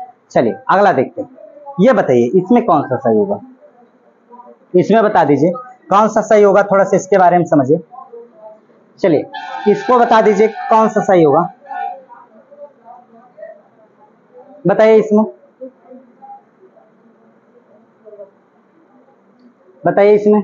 राष्ट्रीय पाठचर्या रूपरेखा 2005 के अनुसार प्राथमिक स्तर पर गणित के शिक्षण अधिगम में ऐसी गतिविधियां सम्मिलित करनी चाहिए जिससे अधिगम करता केवल क्या हो गया? Negative point. जो कम दिनचर्या वाले खेलों पर आधारित हो, कम दिनचर्या, ये भी क्या है? नेगेटिव। और जो मूर्त मतलब क्या करे? देख कर, और फिर उसके बाद प्रत्यक्ष, फिर अमूर्त। अभी मैंने वीडियो में बात किया पीछे, आपको मूर्त से किसके ओर? अमूर्त की ओर बढ़े। अब तो कोई नहीं कहेगा ना कि सर जी मुझे आप पढ़ाए एनसीएफ, लेकिन उससे क्वेश्चन आने वाला मैं नहीं लगा पा। 110% बता रहा हूं कि आप कर ले जाएंगे। केवल मेरा लेक्चर आप देख लीजिए, सुन लीजिए, और गारंटी दे रहा हूं कि कोई क्वेश्चन आपका नहीं बचेगा, ये दावा है। और आप करते जाएंगे, मुझे करने की जरूरत नहीं है। अब कौन सा सही हो जाएगा? C, C is the right answer. Clear है? चलिए आगे बढ़ूं। ईसा समस्या नहीं ना? अब वहां जाने के बाद ज्यादा सोच लेते हैं आप लोग, तो यही तो पिछली साल का तो है, पिछली साल का यही तो देखिए, मैं तो पिछली साल का ना सब क्वेश्चन था। लेकिन आप अपने आप से देखिए, फ्रस्ट्रेट मत होइए, एक चीज बहुत ज्यादा सोचे मत, बहुत डिप्रेशन में मत जाइए। जैसे अभी मेरे पिताजी थे, तो कल मैं अपने पिताजी से ऐसी बात होने लगी, मैं कहा कि आपको क्या दिक्कत है? कोई दिक्कत तो है नहीं। कहते ऑटोमेटिक पता नहीं क्यों बाबू मैं इस डिप्रेशन में चला जाता हूं। मैं कहा क्या मतलब, खा पी के ऐसे रहिए, सोइए, कोई दिक्कत थोड़ी नहीं आपको। लेकिन कहते पता नहीं क्यों डिप्रेशन में चला जाता हूं, अचानक सोचने की वजह से। तो कहीं ना कहीं आप डिप्रेशन में जाते हैं और ये सोच लेते हैं कि अरे इस बार मैं सीटेट नहीं निकाल पाया तो क्या होगा। अरे होगा क्या? कुछ नहीं होगा। जो होना था दो ही तो होगा। जो गधे की रेस करता वो थोड़ी नहीं गिरेगा, जो घोड़े की रेस करेगा वही नहीं गिरेगा। बहुत करेंगे गिरेंगे, लेकिन हमें गिरने की जरूरत नहीं। केवल अपने कॉन्फिडेंस लेवल को आप बढ़ा के जाइएगा। गारंटी दे रहा हूं कि अभी आपको लग रहा है कि ऐसे क्वेश्चन, फिर मैं एक बार पूरे क्वेश्चन का समराइज करूंगा, तब देखिए, देखता हूं कि कैसे नहीं क्वेश्चन आते। कोई क्वेश्चन नहीं होगा ऐसा।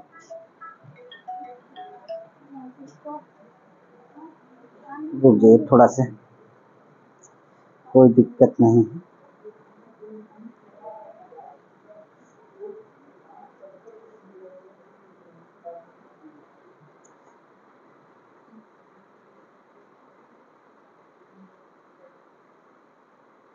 तीसरा, ये बताइए क्वेश्चन क्या सही होगा इसमें। जरा इस क्वेश्चन की बात कर लेते हैं कि इसमें कौन सा सही होगा, थोड़ा सा बताइए। बताइए इसमें राष्ट्रीय पाठचर्या रूपरेखा 2005 के अनुसार निम्नलिखित में से कौन सा प्राथमिक कक्षाओं में मापन शिक्षण का मुख्य उद्देश्य नहीं? मुख्य उद्देश्य नहीं, जरा बताइए। बच्चों के अनुमान लगाने की कौशल को बढ़ाना, कौन सा? अच्छा, और उसके बाद बच्चों को अनुमान लगाने के कौशल को बढ़ाना नहीं है, यह बताना। मापन के मानक इकाइयों में बच्चे को परिचित कराना। आगे क्या होता है? बच्चों को मापन और मानक अमानक इकाइयों का अंतर सिखाना। तो क्या होता है, उद्देश्य नहीं है, बताइए ये सी वाला कि डी वाला? मापन संबंधित सभी समस्याओं को हल करने में निपुणता होना। कभी भी बच्चा निपुण हो सकता है? नहीं। बच्चा क्या करेगा? कभी भी बच्चा निपुण नहीं होता। आप जीवन में निपुण हैं क्या? आप कुछ ना कुछ जिंदगी में क्या करते हैं? सीखते रहते हैं। बूम टू टूम, अर्थात क्या, जन्म से मृत्यु तक क्या करते हैं? कुछ ना कुछ सीखते रहते हैं। बात समझ में आ रही है ना? चलिए आगे देखता हूं थोड़ा से। अगला, राष्ट्रीय पाठचर्या रूपरेखा 2005 के अनुसार निम्नलिखित में से गणित के आकलन के लिए किस पर सबसे कम ध्यान केंद्रित होना? कम ध्यान मतलब किस पे ज्यादा दिमाग लगाने की जरूरत नहीं है। तो किस पे ज्यादा दिमाग लगाने की जरूरत नहीं, जरा बता देंगे?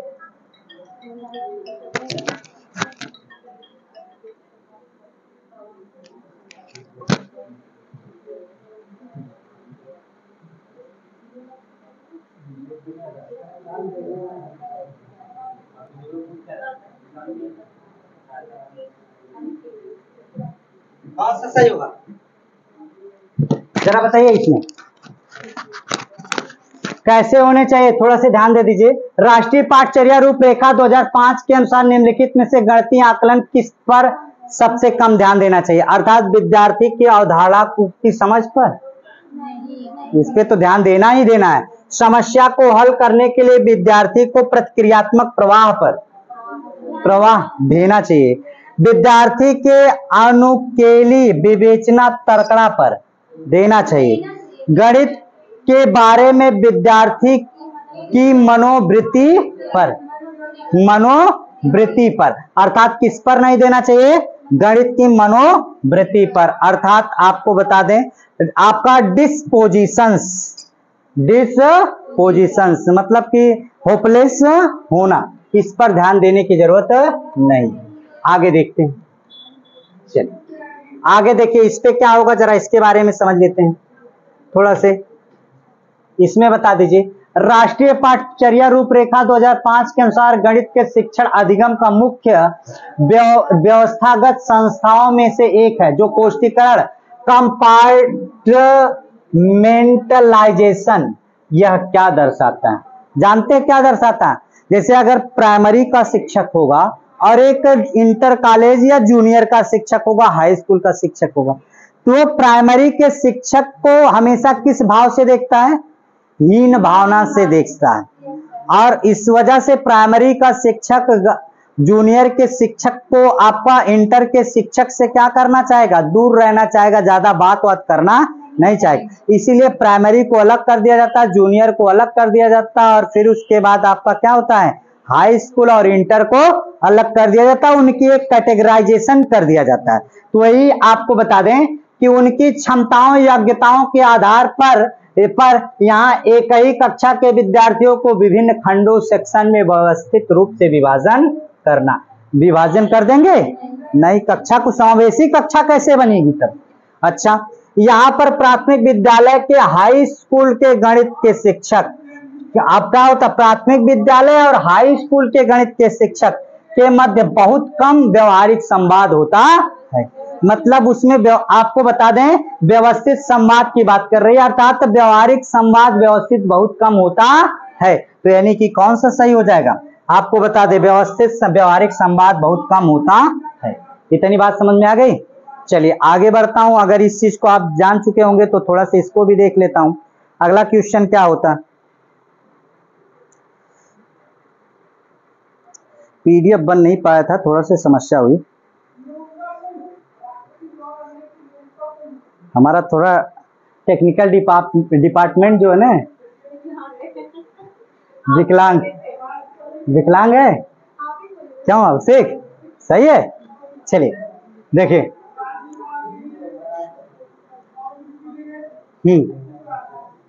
इसमें बताइए क्या होगा। राष्ट्रीय पाठचर्या रूपरेखा 2005 के अनुसार स्कूली गणित का मूल उद्देश्य है क्या? संख्या पद्धति का शिक्षण, ये गलत। मापन शिक्षण, मात्राओं के मापन शिक्षण, गलत। समस्या समाधान के लिए गणितीय विवेचना तर्कड़ा, ये तर्कड़ा जो होता है ये पॉजिटिव है, जहां मिल जाए आंख मूंद के इसको मार के चले आइएगा, अर्थात सी इज द राइट आंसर। आगे बढ़ो, चलिए आगे बढ़ते हैं, आगे देखते हैं क्या होता है।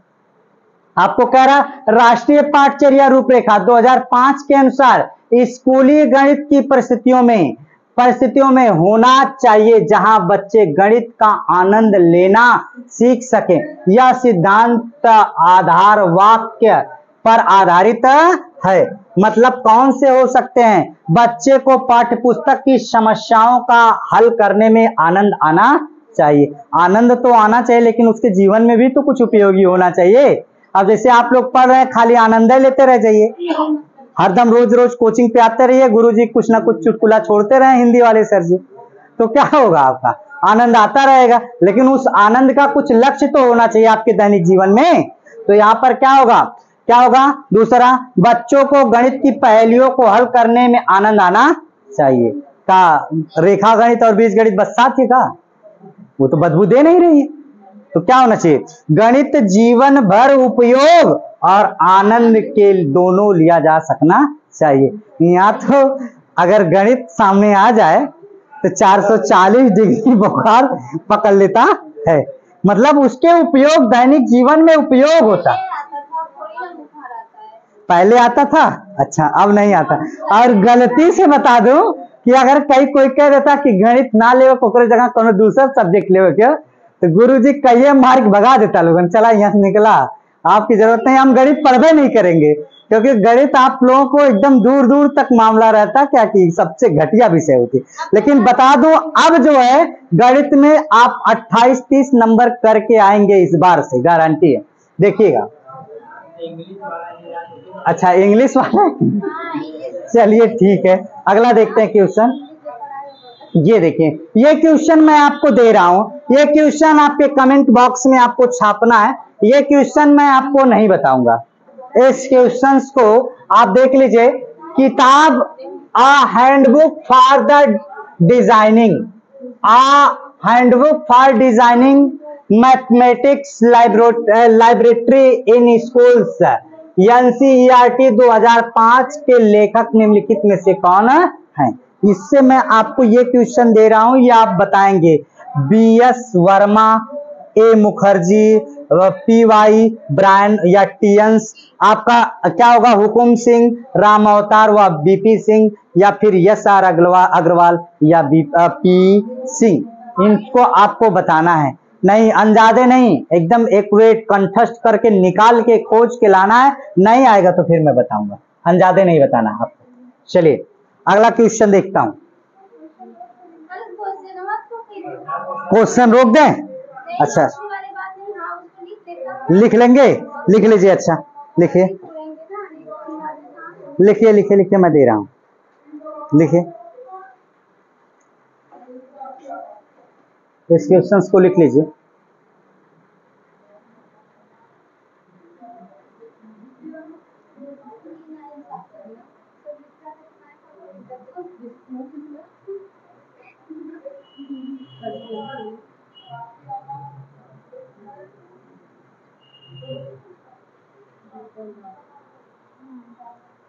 ग्रुप में डाल दीजिए ना, क्या करना है।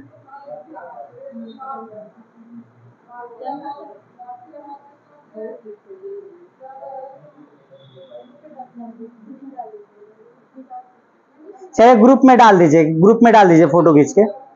अगला बताइए, ये देखिए क्वेश्चन आपको, ये आपका, ये आप सोचते ना कि सर जी ऐसे क्वेश्चन आपको नॉर्मली पूछे जाएंगे, लेकिन आपसे हकीकत है कि यही पूछा जाएगा। ये छोटे छोटे क्वेश्चन भी पूछ लिया जाता है, यह भी सीटेट का क्वेश्चन है। राष्ट्रीय पाठचर्या रूपरेखा 2005 के अनुसार प्रत्युत्तर में सीबीएसई सतत एवं समग्र मूल्यांकन जो 2005 में जो मूल्यांकन एनसीईआरटी पर आधारित एनसीएफ बनाया गया था, उसका मूल्यांकन किस सन में किया जाएगा? तो उसका मूल्यांकन किस सन में किया गया था? 2010 में। कितने में? हाँ 2010 में। अच्छा अगला देखते हैं क्वेश्चन। आपके अगले क्वेश्चन की बात करता हूं। अगला क्वेश्चन क्या? राष्ट्रीय पाठचर्या रूपरेखा 2005 के अनुसार गणितीय संप्रेषण को बढ़ाना। संप्रेषण मतलब क्या होता है? कम्युनिकेशन। क्या होता है? कम्युनिकेशन। कम्युनिकेशन का मतलब क्या होता है? बातचीत। क्या करना? बातचीत करना का अर्थ है बच्चों को तत्परता के साथ प्रश्न देने, उत्तर देने के योग्य बनाना। उत्तर दे दे बच्चा तुरंत? नहीं। अभी देखिए, कक्षा में वाद विवाद के लिए प्रोत्साहित करना। अभी देखिए कुछ हद तक सही है। गणित चिंतन को सुव्यवस्थित संगठित अभिव्यक्ति करना, ये भी सही लग रहा है। अब बताइए, गणित की कक्षा में बहुत सी व्यवहारिक कहानियां, कविताएं, नाटक को सम्मिलित करना। तो कौन सा सही होगा इसमें बताइए? कौन सा? बी। कक्षा में वाद विवाद के लिए प्रोत्साहित करना नहीं। गणित एक सुव्यवस्थित है, अर्थात गणितीय चिंतन को कैसे करना होगा? सुव्यवस्थित संगठित अभिव्यक्ति। अब 2 दूना के 4 बुरा होता, कैसे होता? उसको सुव्यवस्थित तरीके से दिखाइए। अगर ये नहीं होता तब ये हम कह सकते थे। ठीक, आगे बढ़ते हैं, अगला देखते हैं क्या होता है। इतनी चीज, हाँ ये इसी तरीके से आएगा। अगला देखिए, अगला बताइए इसमें क्या होगा? इसमें बताइए।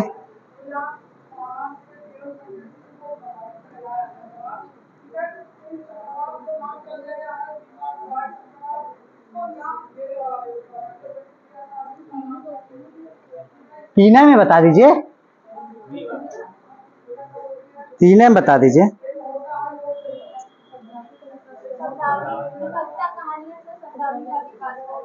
प्राथमिक स्तर पर गणित में पाठ्य पुस्तक के विविध कविताओं, कहानियां, प्रतिमान संकलित करना, यानी कि राष्ट्रीय पाठचर्या रूपरेखा 2005 के अनुसार निम्नलिखित में से कौन सर्वाधिक उपयुक्त है? बच्चों के लिए गणित की कक्षा में कम उबाऊ बनाना। मतलब गणित इतनी खराब विषय हो गई है कि उबाऊ कर देती है ना।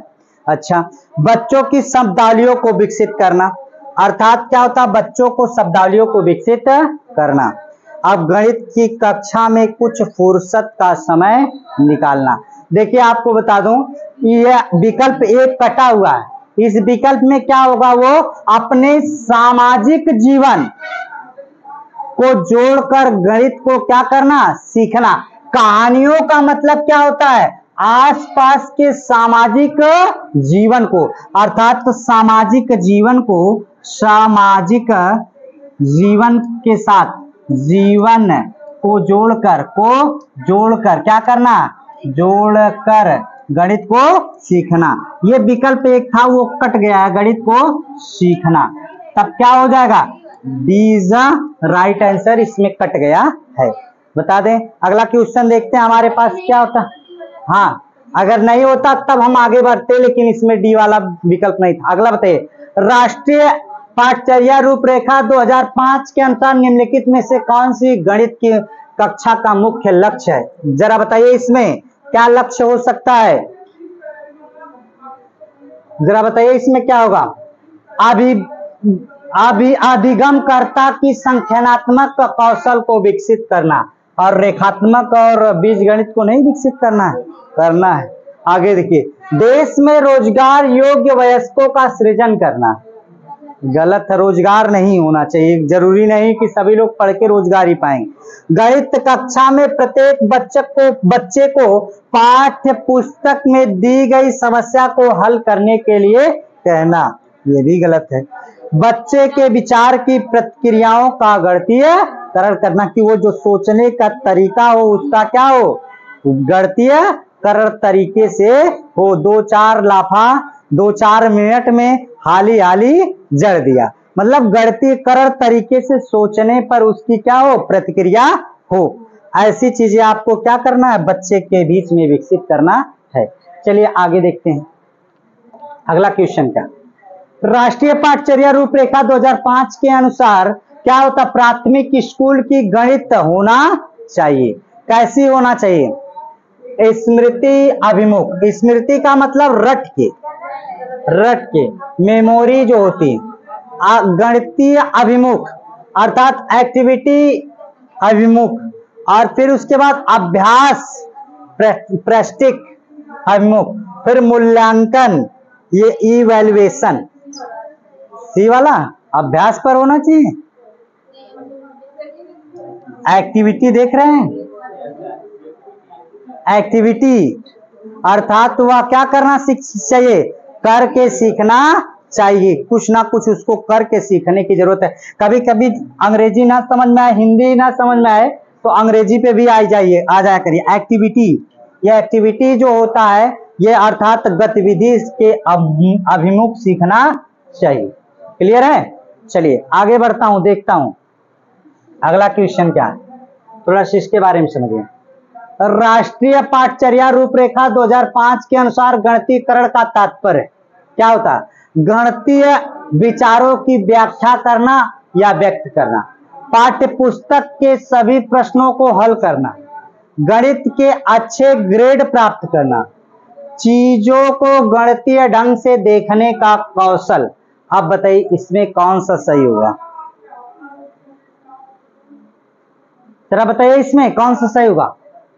गणितीय विचारों की व्याख्या करना या व्यक्त करना, पाठ्य पुस्तक के सभी प्रश्नों को क्या करना, हल करना, गणित में अच्छे ग्रेड प्राप्त करना। तो अच्छे ग्रेड की बात क्या हो जाएगी? नेगेटिव। जो जिसमें सी रहेगा उसमें गलत है। देखिए इसमें भी गलत हो जाएगा, इसमें भी गलत हो जाएगा, इसमें भी गलत हो जाएगा। ए और D is the right answer. Clear है? आगे बढ़ जाऊं, देख लीजिए अगला। राष्ट्रीय पाठचर्या रूपरेखा 2005 के अनुसार गणित के आकलन में क्या शामिल होना चाहिए? गणित के आकलन में क्या शामिल होना चाहिए? विद्यार्थी के अंकों के अनुसार उन्हें वरीयता क्रम में देना चाहिए। क्या ये बात सही है? गलत, कि विद्यार्थी को कभी वरीयता क्रम में हम लोग नहीं रख सकते, अर्थात इनको वरीयता क्रम में ग्रेडिंग तो कतई नहीं करना, नेगेटिव। अवधारणा समझ और समस्या समाधान कौशल के अर्जन के आधार पर विद्यार्थियों की प्रगति करनी चाहिए।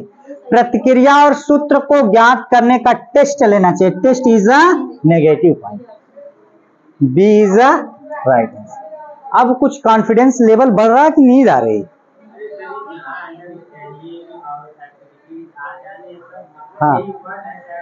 हाँ, अभी मैं टैग वर्ड बता दूंगा आपको, कम से कम 100 टैग वर्ड ऐसे होंगे जिनको मैं आपके बीच लाऊंगा, उनको पॉजिटिव और नेगेटिव, ठीक, दोनों का एक तरफ खाना करके लिखवा दूंगा, जिससे आप एकदम कंफर्म हो जाएंगे।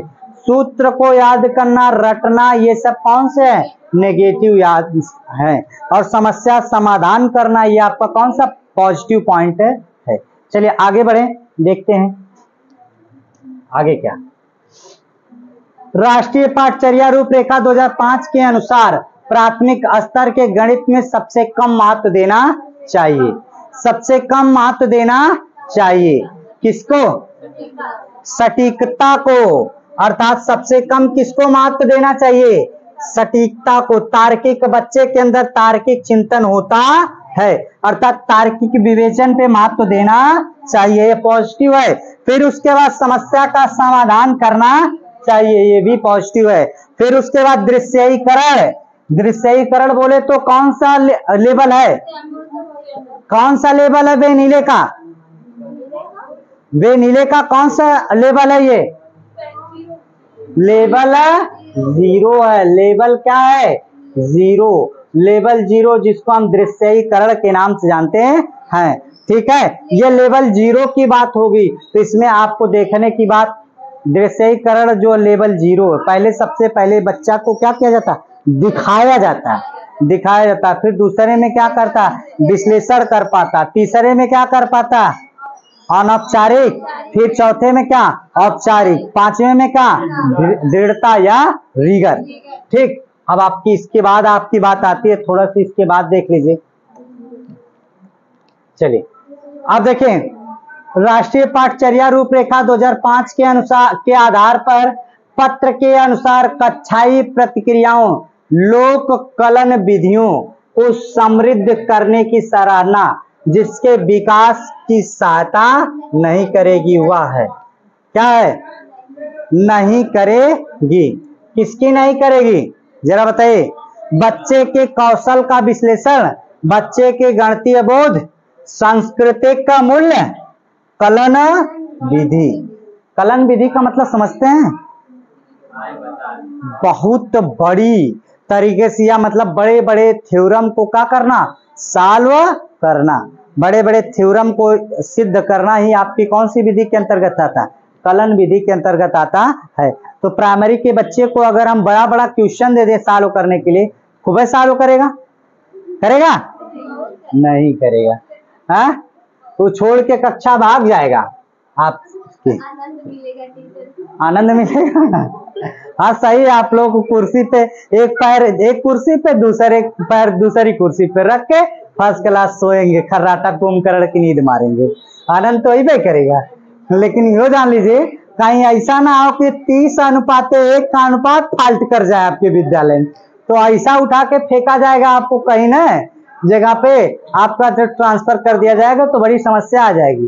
देखिए, राष्ट्रीय पाठचर्या रूपरेखा 2005 के अनुसार यह कथन अनुमान सन्निकटता कौशल के विकास में स्कूली गणितीय का सार्थक भूमिका निभा सकता है। क्या निभा सकता है, जरा इसमें बता दीजिए, क्या सार्थक भूमिका निभा सकता है?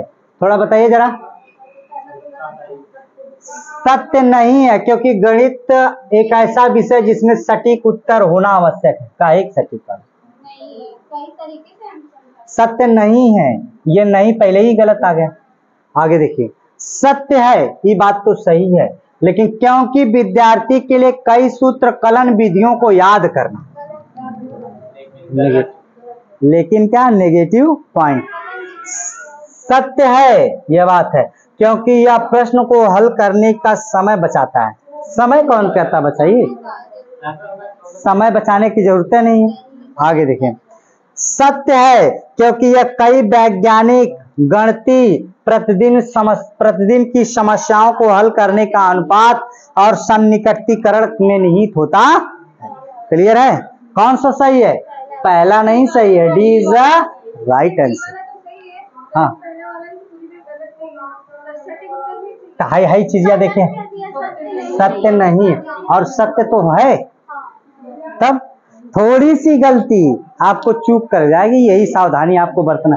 इसीलिए इतनी मेहनत करके लाया हूं डिस्प्ले बोर्ड, कि आपको सिखा सकूं और सफलता दिला सकूं, बस यही कारण है। किताब से बताता, सबके पास किताब नहीं हो सकती, कुछ नहीं कर पाते आप लोग। और हवाई इससे ज्यादा मेहनत करके मैं पिछली बार सीटेट पढ़ाया था, लेकिन परिणाम ये निकला कि कुछ कम नंबर रह गए। इस बार आप कहते हैं सर जी स्क्रीनिया पे आता है क्वेश्चन, तो डर लग जाती, ला अब स्क्रीनियो आ गई, अब क्या दिक्कत, अब किस चीज से डर है वो बता। स्क्रीन भी चलाना सीख जाइए। अब बताइए किस चीज का डर है? इस बार तो पार करना है, कितना, 110 से ऊपर। हाँ, 110 से नीचे अगर के ऊपर हाल तो फिर ही जान लिया ना, अदब की बेइज्जती ना करब, कैमरा के पीछे लत्तम गुस्सम होगा बस, और कुछ नहीं होगा, ये जान लीजिए। राष्ट्रीय पाठचर्या रूपरेखा 2005 के अनुसार प्राथमिक स्तर की गणित की कक्षा में पाठचर्या होना चाहिए। प्राकृतिक में उपदेशात्मक, उपदेशात्मक का मतलब क्या होता है? आपका यहां से किसी को उपदेश देना, मतलब किसी के ऊपर थोप देना। आपका मन गणित नहीं पढ़ने का कह रहा था बीए तक, और जबरदस्ती पढ़ा पाएगा कोई? क्या नहीं पढ़ा पाएगा, लेकिन अब यहाँ तो मजबूरी आपकी बन गई। अच्छा, केवल का नेगेटिव पॉइंट आ गया, छोड़ दीजिए इसको। संदर्भात्मक एवं बच्चों के जीवन के अनुभवों पर आधारित, गणित की पाठ्य पुस्तक में दी गई समस्याओं के समाधान पर केंद्रित नहीं, ये इस पे नहीं होगा, पास पुस्तक पे, अनुभवों पर होगा। अनुभव क्या है? पॉजिटिव पॉइंट है। अनुभव क्या है? पॉजिटिव पॉइंट है। C is the right answer. Clear है? अच्छा, एक्सपीरियंस देखिए, राष्ट्रीय पाठचर्या रूपरेखा 2005 के अनुसार प्राथमिक स्तर के गणित का शिक्षण एवं अधिगम केंद्रित होना चाहिए। किस पर? गणितीय शब्दावलियों के आधारित, गणितीय शब्दावलियों पर आधारित। तो गणित किस पे आधारित है? एनसीएफ का है, शब्दावली किताब पर आधारित कहाँ है? नहीं। कैसे होनी चाहिए? बाल केंद्रित होनी चाहिए। तो ये तो आपका नेगेटिव हो गया। कौन सा? सी इज द राइट आंसर। अभी हम लोग देखेंगे। दूसरा कह रहा कलन विधियों का कंठस्थ करना। कंठस्थ क्या हो गया? Negative point. एक चीज बता दो कि आप एक बार जो वीडियो को केवल देख लीजिएगा और एक तरफ 2 पेज ले लीजिएगा, 2 पेज ले लीजिएगा, एक तरफ लिख लीजिएगा नेगेटिव, एक तरफ लिख लीजिएगा पॉजिटिव। और जहां मैं नेगेटिव बताऊंगा उसको नेगेटिव में लिख लिया करिए, जो पॉजिटिव बताऊंगा पॉजिटिव। आप बता दो ऐसे में आपको 15-20 क्वेश्चन का अंतर आ जाएगा। सब में 15-20 क्वेश्चन में अंतर मिल जाएगा। और आप 15-20 क्वेश्चन तो मैं कम बता रहा हूं, 50 क्वेश्चन ऐसे होंगे जिसको विकल्प पे ज्यादा सोचने की जरूरत नहीं हुई। नेगेटिव पॉइंट आई तो उसको खत्म कर दीजिए एक बार, केवल आप थोड़ा से। और ये गणित की बात नहीं कर रहा हूं, हर विषय में होगा ये, आपको बता दूं। ये आपको क्या हो रहा है? गतिविधियों के माध्यम से गणित पर्यवेक्षण पर। गतिविधि क्या होता है? आपको activity is a positive word, समझ रहा है कि नहीं? तो यहां से क्या होगा? प्रश्नों को हल करने का गहन अभ्यास। गहन नेगेटिव है। गहन क्या है? नेगेटिव। एक बार देख के आप केवल आप इधर उधर का इधर कर दीजिएगा, इधर का उधर, पॉजिटिव नेगेटिव हटा दीजिएगा, काम हो जाएगा आपका खत्म। क्यों खुश है माया? अब क्वेश्चन ऐसे आएंगे, ठीक है ना, कोई दिक्कत नहीं है ना। राष्ट्रीय पाठचर्या रूपरेखा 2005 के अनुसार निम्नलिखित में से बच्चा गणित के प्रति सबसे अधिक सामान्य भ्रांति क्या है? भ्रांति का मतलब, भ्रांति का मतलब क्या होता है? डर। जैसे आप लोगों का कि सीटेट फेल हो जाएंगे तो क्या होगा? फिर 6 महीना बाद आएगा। एकदम सोच लीजिए कि मेरे पीछे स्टंप नहीं है, बैटिंग करना है, लग गल तो छक्का, हार्दिक पांड्या मत, नहीं तो क्लीन बोल्ड तो होना ही होना। जो ये होगा, या तो पास होना है तो फेल होना। लेकिन आपको मैं फेल होने नहीं दूंगा, ये मेरा दावा। यही स्कीम चलेगी इसी तरीके से बताना। राष्ट्रीय पाठचर्या रूपरेखा 2005 के अनुसार निम्नलिखित में से बच्चे में गणित के प्रति सबसे अधिक सामान्य भ्रांति होती है। गणित केवल संख्याओं के बारे में क्या करता? गणित केवल संख्या के बारे में नहीं है ये बात। गणित वास्तव में बहुत रुचिपूर्ण है। रुचिपूर्ण है। गणित में कुछ आमूर्तनों की आवश्यकता होती है। गणित बहुत मुश्किल है, अतः एक भयावह विषय। तो भयावह है तो भ्रांति है, तो यही गणित आपको क्या करती? बहुत मुश्किल विषय। डरते हैं कितने लोग तो बीटीसी डर के बजाय बीएड कर लेते हैं कि बीटीसी में गणितीय हम क्या हो जाएंगे? फेल हो जाएंगे। तो समझ रहा है कि नहीं? तो ये क्या है? भयावह है। गणित बहुत मुश्किल आता है, एक भयावह विषय है। आप लोगों को भी कक्षा 8 के बाद में बड़ी डराती रही होगी, डराती थी कि नहीं? और कक्षा 8 तक अगर कोई मास्टर आ गया पढ़ाने के लिए गणित को, देखिए भगवती माए उठा ले जाए, आएगा पढ़ावा। ये कान हमारे एक्सीडेंट हो जाते कर नहीं, ऐसा कहते थे, सोचते थे। और जहिया वो टेस्ट लेके मारे वाला बात रहा है, आधा लोग तो गोले हो जाते रहने। नहीं होता था। अगर ऐसा नहीं होता तो आज गणित आपको परेशान नहीं करती, आज 28-30 नंबर कर ही लेते। क्यों सालनी? सही है, गणित बहुत अच्छी विषय है ना। सताती है, घबराइए मत, उसका भी निदान करता हूं। देखिए, राष्ट्रीय पाठचर्या रूपरेखा 2005 के अनुसार गणित शिक्षण अधिगम के मुख्य व्यवस्थागत समस्याओं को ये हो चुका क्या? अच्छा, ये वाला हो चुका, रिपीटेड हो गया क्वेश्चन। चलिए अगला देखें, ये थोड़ा से बड़ा क्वेश्चन है। क्वेश्चन, राष्ट्रीय पाठचर्या रूपरेखा के अनुसार गणित कक्षा का एक मुख्य उद्देश्य है, शिक्षा का मुख्य उद्देश्य है बच्चे की विचार प्रक्रिया का एक गणितीकरण। निम्नलिखित में से किसके द्वारा उपयुक्त कथन सबसे अधिक उपयुक्त रूप से परिलक्षित होता है? तो किसमें होगा? आपका कौन सा होगा जरा बताइए, मैं आपको दे रहा हूं। तो क्या कह रहा है इसमें? बच्चे कितना गणित जानते हैं इस पर बल देने के स्थान पर यह जानना महत्वपूर्ण है कि बच्चे के गणितीय चिंतन और अमूर्त विचारों को समझना कैसे विकसित किया जाए। मतलब आपके अंदर गणित कैसे जल्दी से मैं सिलेबस खत्म कर दूं ये जरूरी नहीं। उसके लिए जरूरी क्या है कि मैं आपको किस तरीके से सिखाऊं कि आपको गणित आ जाए, यानी कि ये ज्यादा मेहनत करने की जरूरत नहीं। आपका ए, हाँ, अंडरस्टैंडिंग आ गया, मतलब आपको समझना है, थोड़ा से इंप्रूवमेंट भी देखिए पॉजिटिव पॉइंट, ठीक है, डेवलप भी पॉजिटिव पॉइंट। क्या हुआ गणित में, ये देखिए केवल नेगेटिव पॉइंट। अच्छा, गणितीय रोजमर्रा के जीवन में उपयोगी आता गणित के प्रश्नों को हल करना खोजने बच्चे के मस्तिष्क का गणितीकरण हो जाता है, ये भी तो सही है, लेकिन सबसे अच्छा उपयुक्त है। गणित में विभिन्न प्रश्नों को हल कैसे खोजा जाए यह जानना महत्वपूर्ण है, इसलिए गणित की पाठचर्या अधिकतम प्रकरण होना चाहिए, यानी कि सबसे इंपॉर्टेंट ये वाला होता। क्लियर है? चलिए अगर देखते हैं, बस इसके बाद आपका यहीं पे आज खत्म होता है। आज की वीडियो को यहीं समाप्त करते हैं। हाँ।